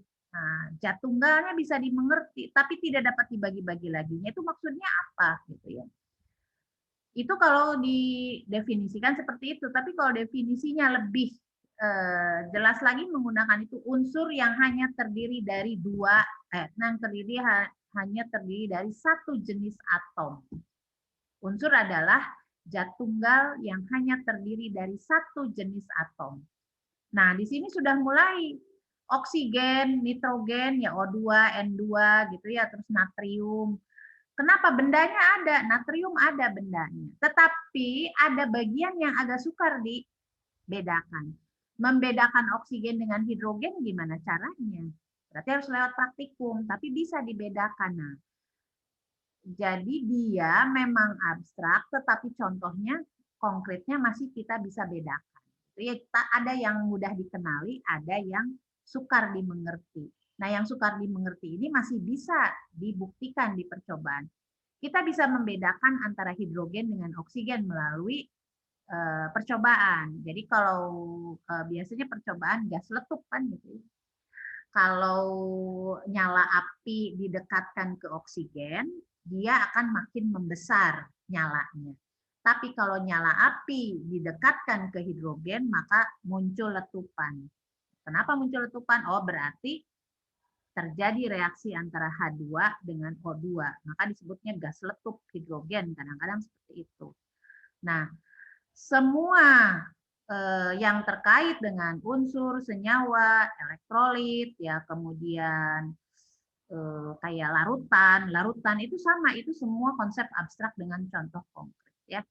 Kenapa larutan koloid dengan larutan itu contohnya ada, tetapi akan sukar diidentifikasi ketika apa yang terlarut dan ada yang pelarut. Nah, karena itu disebut dengan konsep abstrak dengan contoh konkret. Nah, konsep berdasarkan prinsip ini adalah konsep yang memerlukan prinsip-prinsip pengetahuan untuk menggunakan dan membedakan contoh dan non-contoh. Contohnya konsep mol, beda potensial. Umumnya konsep-konsep berdasarkan prinsip ini yang berhubungan dengan perhitungan-perhitungan seperti ya, beda potensil, konsep mol, ya, kemudian keseimbangan kimia, itu adalah konsep berdasarkan prinsip, ya. Terus ada konsep yang menyatakan simbol. Nah, ini lebih mudah nanti kalau simbol itu pokoknya representasi simbolik berdasarkan aturan tertentu. Rumus kimia, rumus persamaan dan sebagainya itu semua masuknya ke konsep menyatakan simbol. Lambang atom ya, itu masuk ke konsep yang menyatakan simbol. Kalau periode ya tadi periode golongan itu maksudnya konsep berdasarkan prinsip. Struktur sistem periodik masuknya ke konsep berdasarkan prinsip. Karena yang disebut sistem periodik itu ada dasar-dasar pengetahuannya ketika kita mengklasifikasikan unsur tersebut. Golongan, periode itu konsep berdasarkan prinsip. Konsep yang menyatakan simbol sudah jelas ya, rumus kimia, rumus persamaan dan sebagainya. Nah, ada lagi konsep yang menyatakan nama proses. Jadi konsepnya itu menunjukkan tingkah laku tertentu. Elektrolisis, ya, destilasi, disosiasi, oksidasi, yang sisiannya sis itu. Elektrolisis, dialisis, ya, apalagi itu. Elektroforesis itu menyatakan nama proses. Meleleh, mendidih, ya, karena yang ini pakai bahasa asing, destilasi, menyuling kan sama aja, menyuling, meleleh, mengelektrolisis, menguraikan. Nah, itu proses-proses menguraikan, proses destilasi. Tapi ingat, sel elektrolisisnya sendiri bukan menyatakan nama proses karena ada depannya sel elektrolisis. Kalau sel elektrolisis dia konsep konkret ya tadi. Nah, sel volta konsep konkret, tapi reaksi redoks. Nah, reaksi redoks masuk ke mana? Reaksi redoks adalah konsep yang menyatakan nama proses. Jadi reaksi, oksidasi, reduksi itu proses. Tetapi persamaan reaksi redoksnya masuk ke konsep yang menyatakan simbol. Kemudian konsep yang menyatakan sifat dan nama atribut. Nah, ini yang ada harganya, ciri-ciri. Jadi dia merupakan ciri-ciri atribut dan ciri-ciri suatu objek. Ada mudah massa ya. Massa, berat, muatan listrik, muatan frekuensi, bilangan oksidasi, mudah terbakar, dan sebagainya itu adalah menyatakan sifat dan nama atribut yang mudah terbakar. Jadi oksidator, reduktor itu sifat. Kemudian konsep yang menyatakan ukuran, ukurannya berapa. Jadi kalau ukuran nanti bisa dilihat dia punya satuan atau tidak. Itu ukuran. Kalau dia punya satuan ukuran berarti dia adalah konsep yang menyatakan ukuran atribut. Semua ya, konsentrasi, molaritas, normalitas, ppm, pH, dan sebagainya itu adalah konsep yang menyatakan ukuran atribut. Oke, begitu ya. Nah, ini saya buat peta konsep dari analisis konsep. Ini peta konsepnya seperti ini. Jadi analisis konsep yang tadi saya buat dalam peta konsep. Jadi analisis konsep, peta konsep itu memerlukan analisis konsep. Analisis konsep berupa identifikasi karakteristik konsep. Nah, Anda lihat antara ini label konsep ya satu sama lain, label konsep satu dengan yang lain ikut label konsep.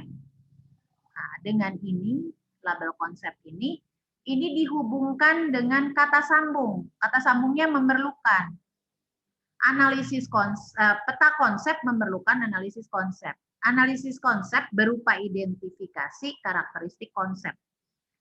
Karakteristik konsep meliputi identifikasi label konsep, definisi konsep, atribut konsep, hierarki konsep. Atribut konsep yaitu kritis, yang maksudnya atribut kritis, atribut variabel. Hierarki konsep, subordinat, koordinat, subordinat. Jenis konsep itu yang tadi ya. Kemudian untuk apa analisis konsep? Berguna untuk menentukan strategi pembelajaran. Ya, strategi pembelajaran inilah yang nanti termuat di dalam bahan ajar seperti itu. Nah, ini juga saya buatkan peta konsep dari peta konsep. Peta konsep dari peta konsep ya. Jadi peta konsep dari peta konsep. Peta konsep merepresentasikan pengetahuan. Peta konsep tersusun dari gagasan utama. Gagasan utama diperlihatkan secara visual dalam bentuk konsep. Konsep ditempatkan dalam lingkaran atau oval. Tadi ya, harusnya oval, lingkaran, tidak kotak. Ya. Karena ini saya mengacu dari Novak-nya ya, Novak-nya. Dari Novak ini yang menciptakan peta konsep. Dia udah dari sekitar tahun 80-an ya, Novak ini. Kemudian yang diberi label menggunakan kata benda. Ya, jadi yang di lingkar itu kata benda, digabungkan menjadi proposisi. Ini relatif ya, kata benda. Di kata benda itu maksudnya konsep itu menjadi kata benda. Kemudian kaitan antar konsep ditunjukkan ini. Nah, yang tadi yang saya jelaskan di sini, ini adalah peta konsep punya dua cabang, pengetahuan dan gagasan utama. Ke bawahnya subnya lagi kan. Nah, kalau Anda lihat, ini ada dua jalur pengetahuan, jalur gagasan utama. Dari gagasan utama ini ada 3, ada konsep, kaitan antar konsep, dan prinsip. Tapi kalau Anda lihat di sini, ini artinya elaborasi yang ini. Ya, berarti semakin banyak cabang ke bawah, itu berarti semakin banyak elaborasi. Tapi ada tanda panah yang ini satu ke sini ya, kelihatannya ditentukan oleh. Nah, inilah yang disebut dengan kaitan silang. Ya. Prinsip utama organisasi pengetahuan ditentukan oleh konsep subordinat. Jadi antara jalur yang kanan dengan yang kiri atau yang ini pengetahuan ini ada kaitan silang dengan ini. Gitu. Ini yang namanya kaitan silang. Nah, kalau kaitan silang boleh pakai tanda panah. Jadi kalau Anda membuat peta konsep, garis penghubung itu tidak boleh pakai tanda panah. Garis aja begini, karena orang akan membacanya selalu dari atas ke bawah. Tetapi ketika ada kaitan silang, maka dibuatlah tanda panah. Ya, ketika ada kaitan silang, maka dibuatlah tanda panah seperti ini. Ya, itu harap diperhatikan. Itulah yang membedakan dari bagan konsep. Ya, ini namanya peta konsep. Oke, ya, jadi begitu. Nah ini, jadi kalau dilihat dari struktur dari peta konsep ini seperti ini. Ini konsep utama, ini ada segmen 1, segmen 2, ya. Segmen satunya ini ada konsep umum A, konsep umum B, segmen 3-nya ini ya. Jadi ini ada 3 segmen ya. Ini segmen 2, segmen 1, segmen 2, segmen 3. Berarti ini ada jalur atau segmen atau jalur. Ketika ini sejajar begini berarti dia berada pada hierarki yang sama. Nah, kemudian ada tingkat 1, tingkat 2, tingkat 3, contoh ya. Kalau sampai bisa menemukan contoh, boleh tuliskan contohnya. Ya. Tapi kalau tidak ada pun tidak apa-apa. Jadi contoh-contoh ini menjadi hierarki yang terendah, ya, karena dia contoh tidak usah pakai tanda lingkaran, tanda bulatan oval. Jadi kalau kita menuliskan contoh, kita tidak usah pakai lingkaran. Langsung saja tulis di sini contohnya apa. Ya. Seperti itu. Oke. Nah, Tadi kaitan silang itu adalah jalur yang menghubungkan antara segmen yang berbeda. Ini kan segmen 3, ternyata ada hubungannya dengan segmen 1. Nah, ini namanya kaitan silang. Tapi kalau Anda lihat dari atas ke bawah, itu kita tidak gunakan tanda panah, atau ini pindah ke sana. Seperti itu. Oke, begitu. Oh, ini contoh aja ya.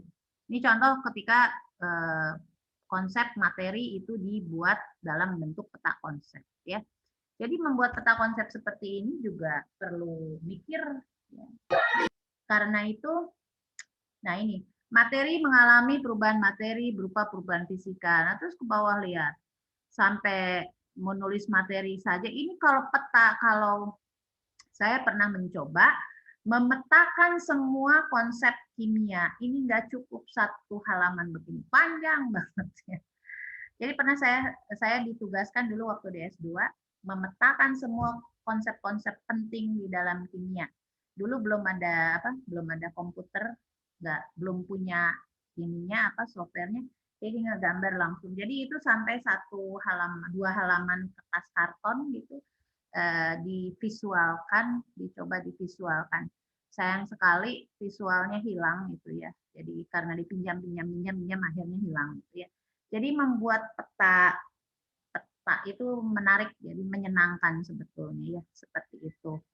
Oke, itu yang bisa saya sampaikan, mengingatkan kembali kepada Anda tentang analisis konsep dan peta konsep ya. Nanti untuk analisis representasi saya minta Anda untuk pelajari dulu sendiri dengan membaca jurnal tersebut. Nanti kita ulas berikutnya ya. Oke, tadi ada pertanyaan, saya lihat ada yang menulis di chat ya.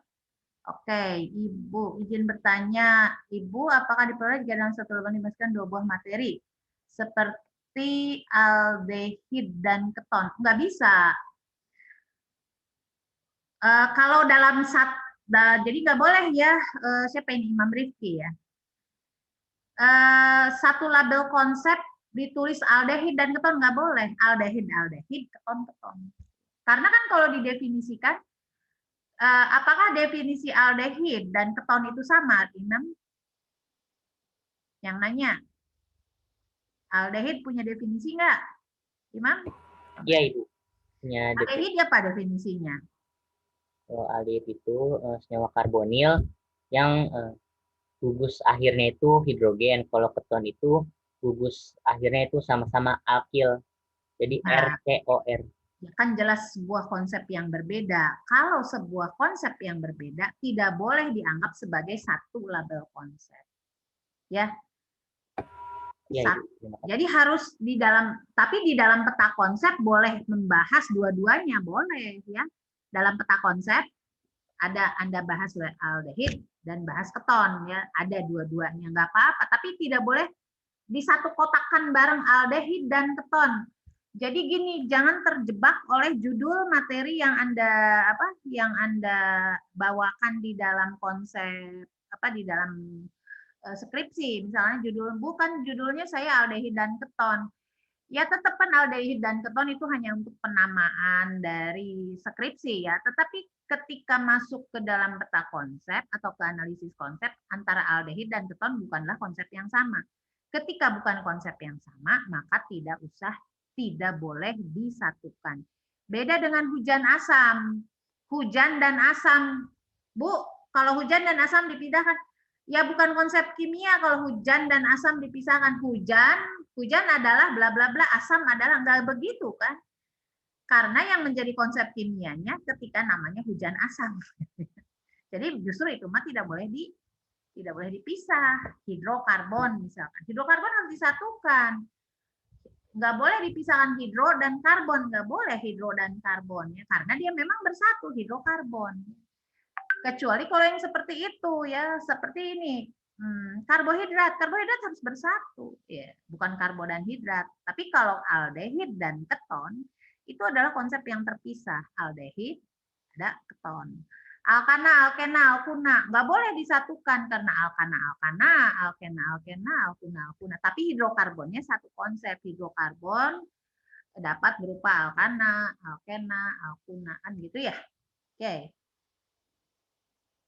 Silakan kalau ada yang pertanyaan lagi. Kita masih ada waktu lah, 5 menit lagi lah karena ini udah sore hampir jam 4 ya. Nanti kalau misalkan ada yang terlewat dari apa yang saya sampaikan, bisa nanti rekamannya saya share di di Inaus ya. Silakan. Ibu izin bertanya, tapi mohon maaf off cam kamera. Ya. Ibu izin bertanya kan kalau dalam peta konsep itu kan tadi yang seperti Ibu sudah jelaskan, paling awal itu kan konsep utama ya Bu ya. Berarti kan kalau misalkan berarti nggak boleh ada garis di atasnya lagi ya Bu ya. Jadi nggak boleh ada berturut-turut itu jadi langsung konsep utama terus langsung dibagi menjadi konsep yang di bawahnya itu Bu. Contohnya apa? Anda mau menganalisis konsep apa? Oh, misalnya gini, kalau misalkan dalam kimia organik gitu, Bu.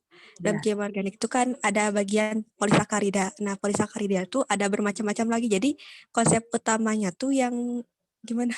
Masih bingung dalam menulis itunya, Bu. Gini, fokusnya di mana? Polisakarida apa yang akan Anda polisakarida. Maaf, Bu, polifungsional maksudnya. Oh, polifungsional. Jadi, polifungsional apa yang Anda ini kan? Jenisnya yang jadi dalam kimia organik itu kan polifungsional, lalu misalkan salah satunya itu protein misalnya Bu. Jadi dalam di sebagai konsep umumnya itu dari langsung saja ke kalau mau bahas protein langsung saja protein. Oh iya Bu. Jadi nggak usah langsung ke kimia organiknya juga gitu ya Bu? Nggak usah terlalu jauh. Jadi harus langsung tujuan pada sasaran yang akan dikembangkan di bahan ajar. Memang kan di atas-atasnya ada polifungsional, nanti terlalu luas. Langsung saja ke proteinnya, nggak usah menengok kiri kanan bahwa protein itu adalah bagian dari polifungsional. Karena yang jauh lebih baik adalah ketika Anda sudah tetapkan protein sebagai konsep utama, maka nanti ke bawahnya akan menjadi lebih rinci analisisnya. Kalau Anda masuknya dari polifungsional, nantinya terpecah kemana-mana, nggak fokus. Oh iya Bu. Ya, jadi kalau memang mau di situ langsung sama kayak tadi aldehid dan keton. Kalau memang fokusnya di aldehid dan keton, berarti dua-duanya langsung di aldehid dan keton. Paling di atasnya dikasih hierarki di atas aldehid keton itu apa? Senyawa karbonil. Senyawa karbonil dapat berupa aldehid keton, gitu kan? Seperti itu ya karbonil. Benar ya, karbonil. Jadi aldehid dan keton adalah bagian dari kelompok senyawa karbonil. Gitu. Terus ke bawahnya langsung bahas label-label konsep yang terkait dengan aldehid dan keton. Jadi jangan ngebahas lagi yang karboksilat, kemudian ngebahas alkohol, gitu kan? Jadi nggak fokus kalau gitu ya. Oh iya Ibu. Terima kasih banyak ya Bu ya. Ya sama-sama. Ada lagi? Oke. Jadi nanti silahkan nanti yang kalau penjelasan hari ini dari saya kurang jelas karena mungkin ini ya jaringan dan sebagainya, coba diputar ulang lagi yang saya jelaskan tadi. Dan kalaupun ada hal-hal yang, oh Bu begini, kenapa begini, silahkan nanti ditanyakan ya, ditanyakan di pertemuan berikutnya atau dalam chat gitu ya, dalam forum diskusi. Nanti kalau misalkan ada yang ini, bolehlah forum diskusinya kita buka ya setelah ini saya upload, dan nanti forum diskusinya dibuka sesuai kebutuhan Anda. Tidak diwajibkan untuk post ya. Ini forum diskusinya adalah untuk menampung pertanyaan Anda. Jadi bukan kayak kemarin harus dua pertanyaan, enggak. Sebetulnya begini, keaktifan Anda di dalam perkuliahan ini adalah sesuai dengan kebutuhan Anda, gitu aja ya. Jadi kalau saya wajibkan harus post 2 komen, 1 post 2 komen, nggak usah. Saya akan buka forum diskusi, silahkan manfaatkan, mau bertanya apa atau bertanya kepada temannya, jadi supaya nanti lebih hiduplah di analisis bahan ajar sesuai dengan kepentingan Anda. Saya kira banyak sebetulnya pertanyaan yang harus Anda ajukan, namun mungkin sekarang masih belum terpikirkan. Saya kira itu ya. Mudah-mudahan nanti belum saya rencanakan apakah Zoom untuk pertemuan berikutnya Zoom perlukah dipakai Zoom atau tidak. Tapi nanti untuk apa namanya kita melihat ini dulu apa perkembangan dari seminar kimia. Anda sudah sampai mana sehingga nanti penekanan dari mata kuliah ini akan menjadi ada progresnya ke arah pendalaman materi yang harus Anda kembangkan. Saya kira itu ya. Ada pertanyaan sebelum saya tutup? Oke, kalau tidak ada, saya tutup saja. Untuk sore ini, mudah-mudahan semuanya sehat ya. Mohon maaf bila ada hal-hal yang kurang berkenan. Wabillahi taufik wal hidayah. Wassalamualaikum warahmatullahi wabarakatuh. Mudah-mudahan semua tetap sehat ya, tetap jaga kesehatan dan tetap semangat ya.